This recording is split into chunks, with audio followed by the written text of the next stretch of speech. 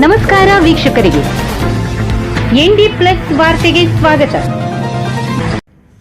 ಶಿವರಾತ್ರಿಯ ಹಿನ್ನೆಲೆ ಸಮುದ್ರ ಸ್ನಾನಕ್ಕೆ ಹೋದ ಯುವಕ ಸಾವು.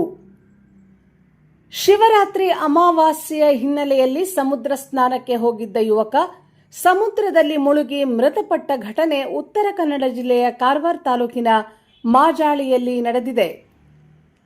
ಗಾಂವ್ಗೇರಿಯ 17 ವರ್ಷದ ಯಶ್ ಶ್ಯಾಮ್ ಮಹಾಲೆ ಮೃತ ದುರ್ದೈವಿ ಎಂದು ತಿಳಿದುಬಂದಿದೆ.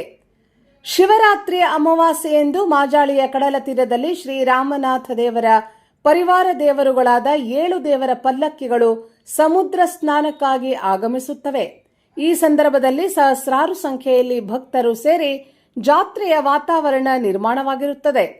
ಕಾರವಾರ ಸೇರಿದಂತೆ ಗೋವಾದ ಜನರು ಕೂಡ ಈ ಅಮಾವಾಸ್ಯೆಯಂದು ಪಿತೃಗಳಿಗೆ ಪಡಿ ನೀಡಲು ಆಗಮಿಸುತ್ತಾರೆ. ಈ ಆಚರಣೆ ಹಿನ್ನೆಲೆ ಮಾಜಾಳಿ ಕಡಲ ತೀರದಲ್ಲಿ ಜನ ಸೇರಿ ಸಮುದ್ರ ಸ್ನಾನ ಮಾಡುತ್ತಾರೆ.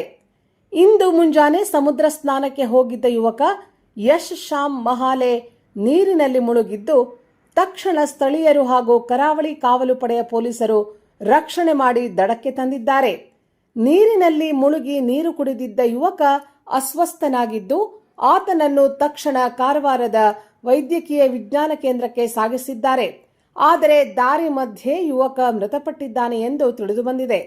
ಪ್ರಕರಣ ಚಿತ್ತಾಕುಲ್ ಪೊಲೀಸ್ ಠಾಣೆಯಲ್ಲಿ ದಾಖಲಾಗಿದೆ.